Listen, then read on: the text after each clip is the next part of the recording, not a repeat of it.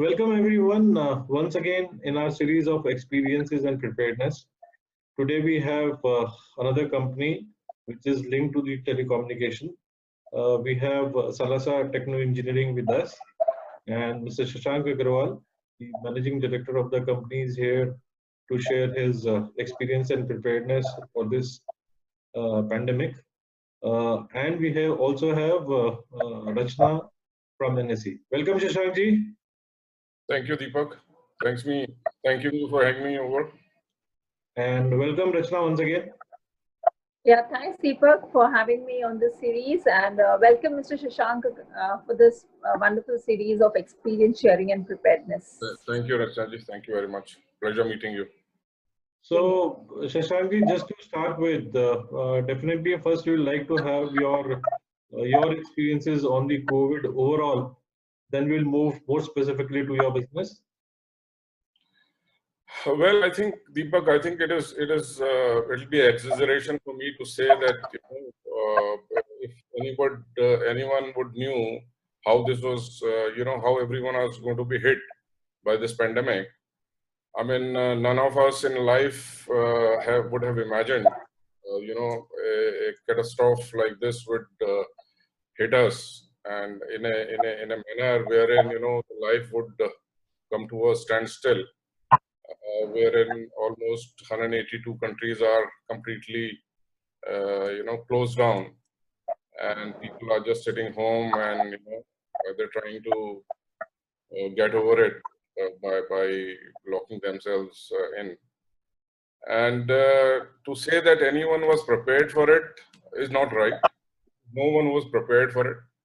I mean, before the lockdown happened, nobody knew that something like this could even be imposed. And once it was imposed, everyone had to take it with a pinch of salt, whether it was good or the bad. It was good in a sense that a lot of lives could be saved because of the government's action in time. But it was bad in the sense that economy is going to take a huge hit in terms of livelihood of the people are going to be affected. The growth of the country is going to be affected in a major way. But all said and done, probably we are getting past of it slowly, and the decision which has come for the lockdown 3, wherein the government is going to give some relaxations, is a welcome move. And hopefully, people will start get back to work, and slowly and gradually it will come back to normal. The effect of COVID-19 are going to be here for at least 6 to 8 months minimum to get back to the life to normal. And I'm sure the new normal again is going to be a different normal. I mean, what was normal earlier probably will not be a normal now. It will be a new normal, because there will be a lot of uncertainty towards many things. There is uncertainty. I mean, probably the only thing which is certain is the uncertainty, as I say. And there'll be a lot of things which we have not experienced before. We have not done the business the way we are expected to do now.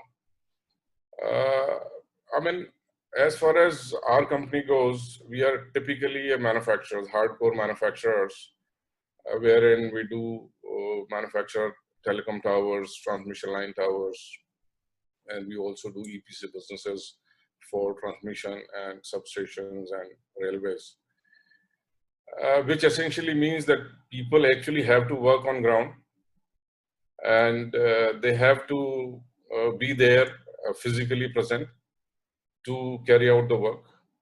And work from home is something which is I would say was not known to anyone. I mean, especially in our kind of industry, because it is more like a on the job, on the site kind of a work what we do. But even then, we have tried that certain functions of our operations which can be done remotely.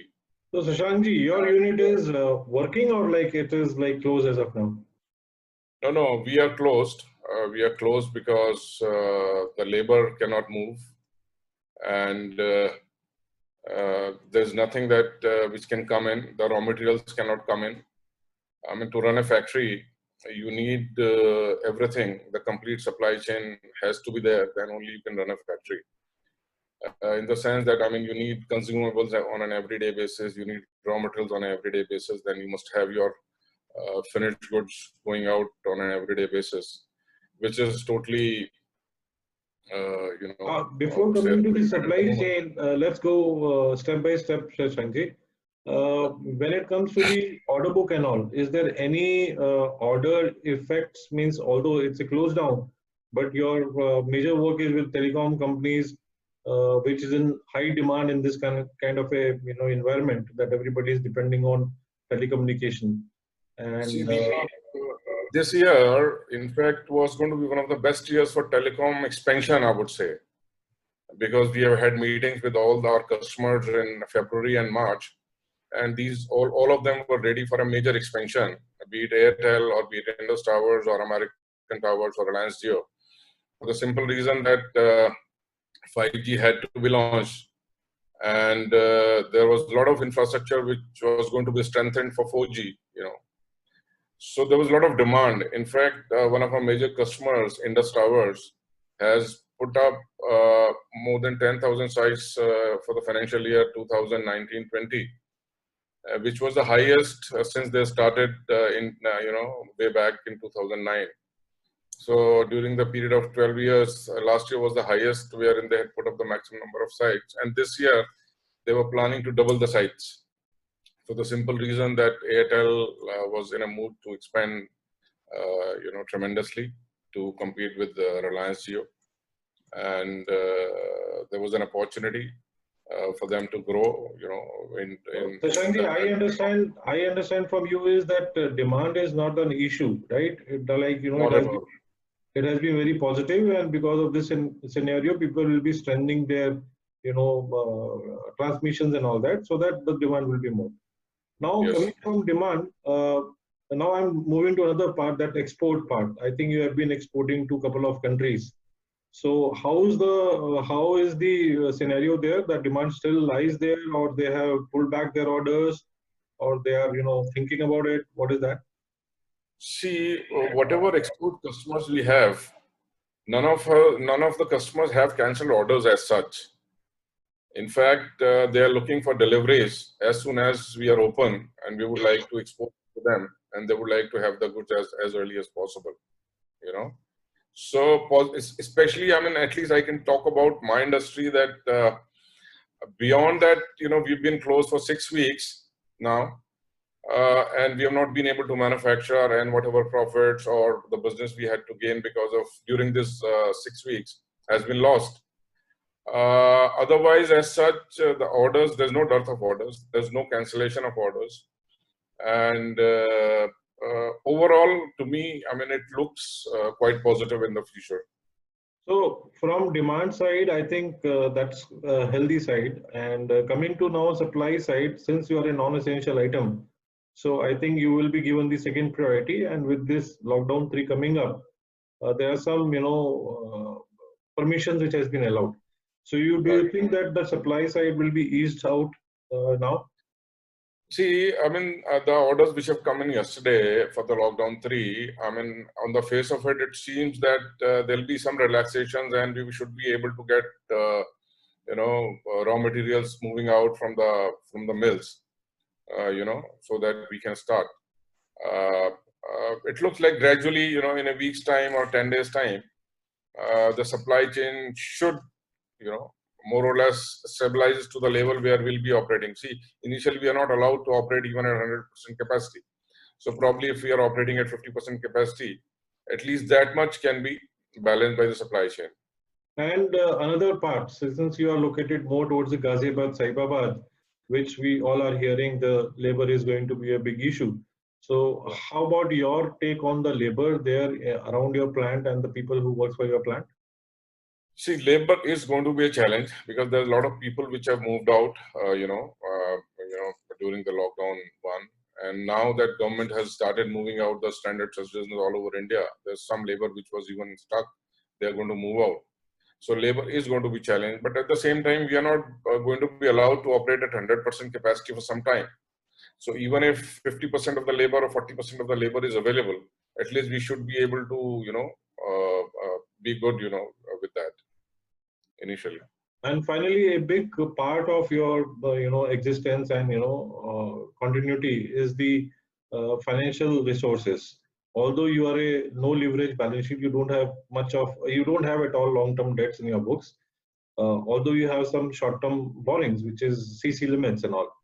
But how do you feel? How you are managing your cash flows? Is there any challenges towards it? See, luckily for us, the cash flows from our customers, especially the private customers in the telecom sector, has not been challenged. They've been very supportive because telecom companies are up and running. They've been doing 24/7 work, wherein they're catering to the customers. So as such, they've been paying us for whatever the outstandings were, and we don't have any complaints towards that.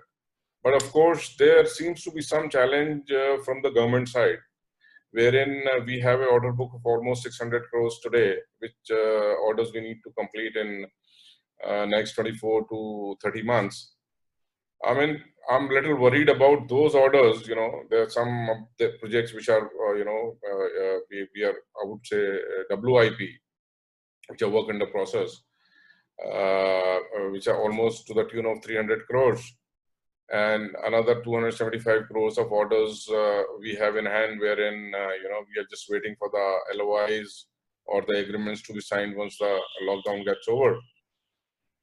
But to start those projects, the new projects and the existing ones, which are on EPC mode, how the government is going to support in terms of payment, looking at the backdrop of the pandemic, the priorities of government, if they change at some point in time, it will affect us. But if government thinks that, yes, the infrastructure needs to be improved, the government spending has to be, there to maintain the livelihood of so many people, probably even that would be a positive for us. Rachna?